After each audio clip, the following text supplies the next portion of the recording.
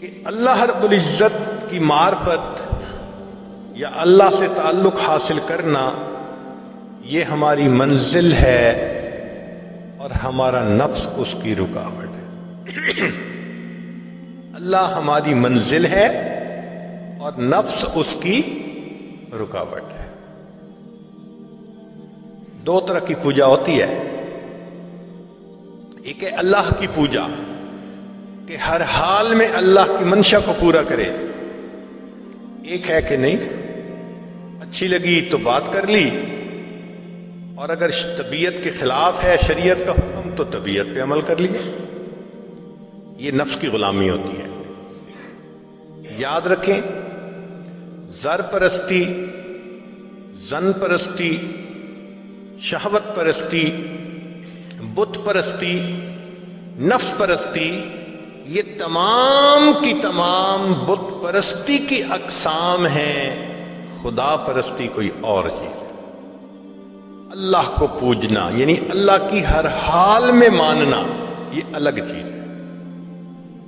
ایک بات ذہن میں رکھیے، اس دنیا میں اللہ رب العزت کے بعد جتنی نفس کی پوجا کی گئی اتنی پوجا کسی اور بت کی نہیں کی گئی۔ انسان نے سب سے زیادہ اپنے نفس کو پوجا ہے اللہ کے بعد۔ قرآن مجید میں فرمایا اَفَرَأَيْتَ مَنِ اتَّخَذَ إِلَٰهَهُ هَوَاهُ، کیا دیکھا آپ نے اسے جس نے اپنی خواہشات کو اپنا معبود بنا لیا؟ تو قرآن پاک سے ثابت ہو رہا ہے کہ انسان اپنے خواہشات کی پوجا شروع کر دیتا ہے، وہ خدا کا پجاری نہیں رہتا، وہ نفس کا پجاری ہوتا ہے۔ ہمیں فیصلہ کرنا ہے کہ ہم کس کے پجاری ہیں۔ اگر ہم بد نظری کرتے ہیں، ہم حکم خدا کو چھوڑ کر نفس کی مانتے ہیں۔ اگر انٹرنیٹ پہ بیٹھ کے غیر عورتوں کو دیکھتے ہیں، ہم اللہ کی نہیں مانتے، ہم نفس کی مانتے ہیں۔ اگر ہم موقع آنے پہ جھوٹ بول دیتے ہیں، خدا کی نہیں مانتے، نفس کی مانتے ہیں۔ اگر ہم اپنے مسلمان بھائی کو دھوکہ دے دیتے ہیں، ہم خدا کی نہیں مان رہے، ہم نفس کی مانتے ہیں۔ تو ہمارا معبود پھر خدا نہ رہا، ہمارا معبود تو نفس بن گیا۔ گو زبان سے ہم کہیں کہ اللہ ہمارا معبود ہے، مگر اللہ کے دفتروں میں تو ہم نفس کے پجاری۔ دیکھنا تو یہ ہے کہ اللہ کے دفتر میں کیا لکھا گیا۔ چنانچہ عزیز بستامی رحمۃ اللہ فرماتے ہیں کہ میں نے خواب میں اللہ تعالیٰ کا دیدار کیا تو میں نے کہا اے اللہ میں آپ تک آنا چاہتا ہوں۔ فرمایا دع نفسک وتعال، اچھا اپنے نفس کو چھوڑ دو تم میرے تک پہنچ جاؤ گے۔ تو بائزید بستامی رحمۃ اللہ کہا کرتے تھے جنت 2 قدم ہے، جنت 2 قدم ہے۔ اپنی محفل میں فرماتے تھے جنت 2 قدم ہے۔ کسی نے کہا حضرت کیا مانا جنت 2 قدم ہے؟ فرمایا دوست پہلا قدم اپنے نفس پہ رکھ لے، تیرا دوسرا قدم جنت پہنچے گا۔ تو ہمیں اپنی نفس کی خواہشات کو توڑنا ہے جو شریعت کے خلاف ہے۔ جب تک ان خواہشات کو نہیں توڑیں گے اس وقت تک ہم اللہ کے فرما برداروں میں شامل نہیں ہو سکیں گے۔ چنانچہ آج کے دور میں غیر محرم کا فتنہ یہ تمام فتنوں سے بڑھ گیا ہے، ٹاپ پہ ہے۔ عورت کے دل میں شیطان ڈالتا ہے کہ بن سنور کے نکلو، وہ بیچاری بے پردہ بن سنور کے نکلتی ہے اپنے حسن کی زکات نکالنے کے لیے۔ حدیث پاک میں آتا ہے بے پردہ عورت جب گھر سے نکلتی ہے شیطان کا ایک گروپ اس کے پیچھے لگ جاتا ہے، وہ لوگوں کو متوجہ کرتا ہے، لوگوں دیکھو اس کو۔ اب لوگ اس کو دیکھتے ہیں تو عورت سے بے پردگی کروائی شیطان نے اور مرد سے بد نظری کروائی۔ نتیجہ کیا ہوا؟ یہ بھی گناہگار وہ بھی گناہگار۔ اور آج کل تو نوجوان بچے اور بچیوں کو لگتا ہے کہ بس ایک ہی چیز کی تلاش ہے۔ ایک وقت تھا جب نوجوان آپس میں ایک دوسرے سے عہد کرتے تھے اتنی تہجد پڑھا کریں گے، اتنا روزہ رکھیں گے، اتنی تلاوت کریں گے، اس میں مقابلہ ہوتا تھا۔ آج تو یا انٹرنیٹ ہے یا فیس بک ہے، اسی کے اوپر وقت گزرتا جا رہا ہے۔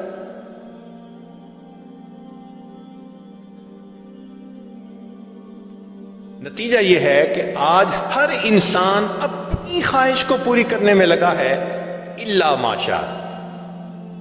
ایک زمانہ تھا صرف نوجوانوں کے اوپر بندے کو فکر ہوتی تھی کہ ذرا کچی سی عمر ہے، بہک نہ جائیں۔ آج تو بوڑھوں کا پتہ نہیں ہے۔ ایک نوجوان میرے پاس آیا، اس کی عمر 18 سال تھی، زاروں قطار رونے لگا، اتنا رو رہا تھا کہ میرا جی چاہ رہا تھا اگر کوئی کام میرے بس میں ہوتا نا تو میں بچے کے آنسو پوچھ لیتا، میں اس کام کو کر دیتا۔ میں نے اس کو کہا، بچہ تم کیوں اتنا رو رہے ہو، کیا ہوا؟ کہنے لگا میری دادوں کے لیے دعا کریں۔ 18 سال کا نوجوان بچہ نیک دادوں کے لیے رو رہا ہے، کیا ہوا؟ کہنے لگا 2-3 سال سے دادا ابو فوت ہو گئے اور میری دادو انٹرنیٹ پہ روزانہ 2 سے 3 گھنٹے بیٹھ کر ننگی تصویریں دیکھتی ہے۔ آج بچہ آ رہا ہے اپنی دادوں کے بارے میں پریشان۔ وہی زمانہ آ گیا، بوڑھے بھی فتنے سے محفوظ نہیں رہے۔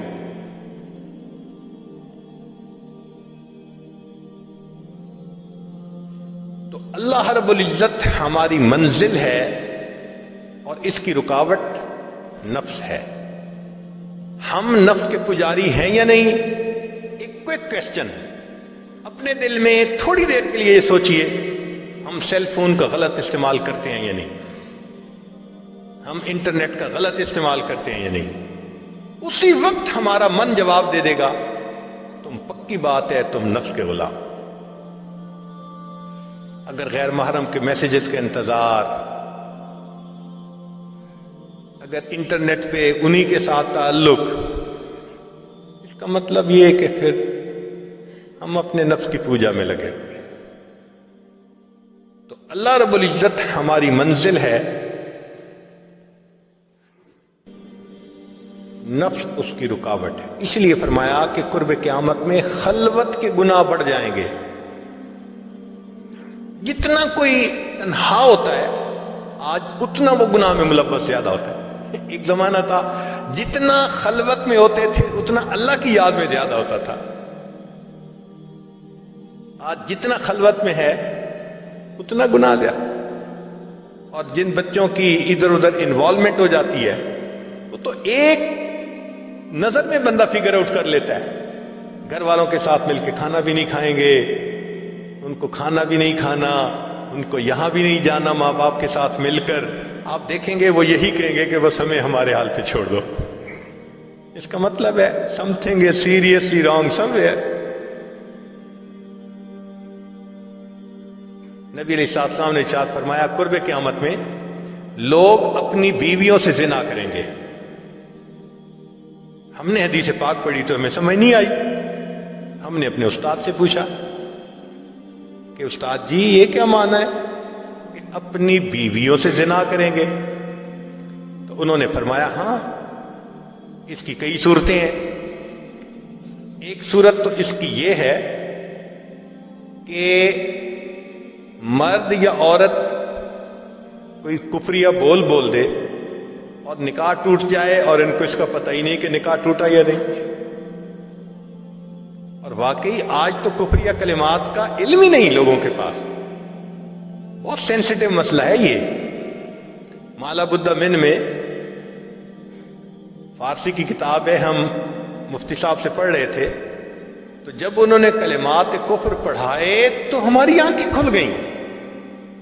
اس میں حضرت مفتی کفایت اللہ رحمۃ اللہ علیہ نے لکھا ہے، مفتی قاضی ثناء اللہ پانی پتی رحمۃ اللہ علیہ نے لکھا ہے کہ اگر دو بندے گفتگو کر رہے تھے، ایک نے کہا کہ یہ تو شریعت کی بات ہے اور اگلے نے جواب دیا رکھ پرے شریعت کو فقط کفر، وہ آدمی کافر ہو گیا۔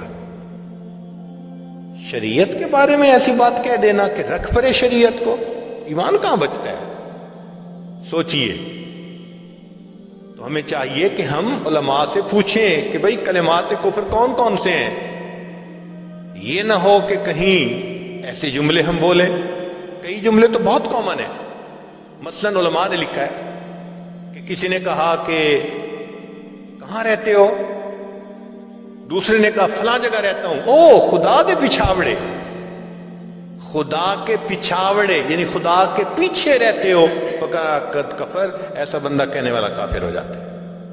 تو ان کا علم حاصل کرنا ضروری کہ کہیں ہم تو اپنی گفتگو میں کوئی ایسی بات نہیں کہہ جاتے، اور اگر نکاح ٹوٹ گیا تو پھر اپنے ذہن میں میاں بیوی رہ رہے ہیں اور زنا کا گناہ لکھا جائے.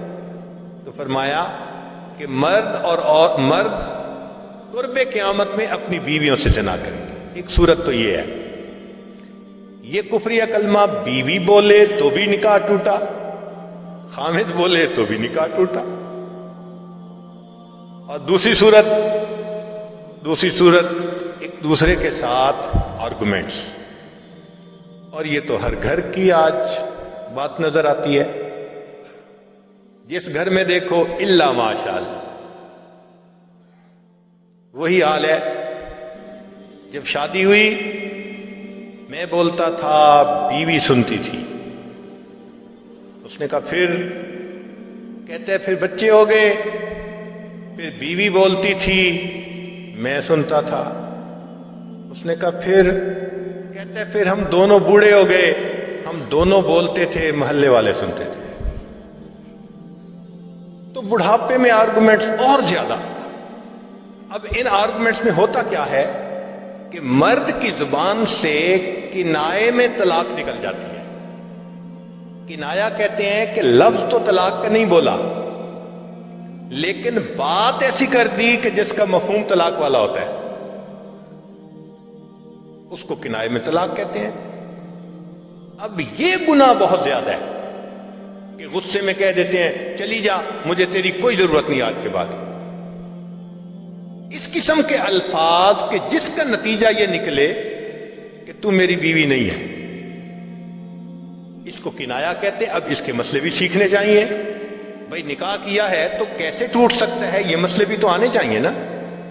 یہ کہاں لکھا ہوا ہے کہ آپ ٹیکس کے سب مسائل جانتے ہیں، بزنس کے سب کوڈز جانتے ہیں، فلاں کا سب نالج آپ نے حاصل کیا ہوا ہے، اور ایک مومن نکاح کر لیتا ہے اور اس کو نکاح طلاق کا پتہ ہی نہیں ہوتا. یہ کہاں کا انصاف ہے؟ شریعت کہتی ہے علم حاصل کرو. ایسا نہ ہو کہ کنائے میں طلاق ہو جائے، ہمیں پتہ بھی نہ ہو اور میاں بیوی مل کے رہے.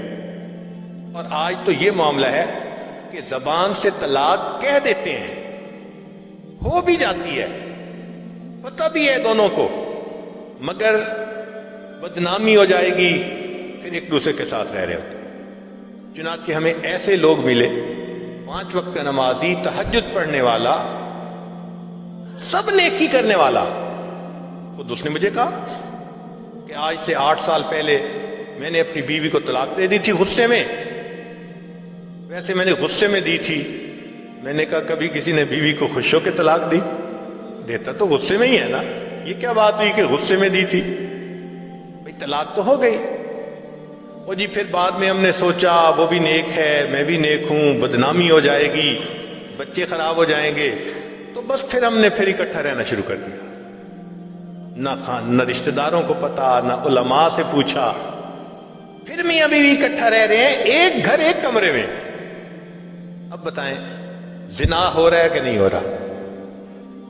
قربان جائیں اس سچے نبی صلی اللہ علیہ وسلم کی مبارک زبان پر 1400 سال پہلے وارن کر دیا تھا کہ قرب قیامت میں لوگ اپنی بیویوں سے زنا کریں گے. آج اس بات کی ضرورت ہے ہم دین کو پڑھیں، دین کو سمجھیں، دین کو سیکھیں، تاکہ اپنی زندگی شریعت کے مطابق گزار سکیں. اور یہ ایسا گناہ ہے زنا، اللہ اکبر، کہ قرآن مجید میں اس کے لیے فرمایا خالدین وَيَخْلُدْ فِيهِ مُحَانَا.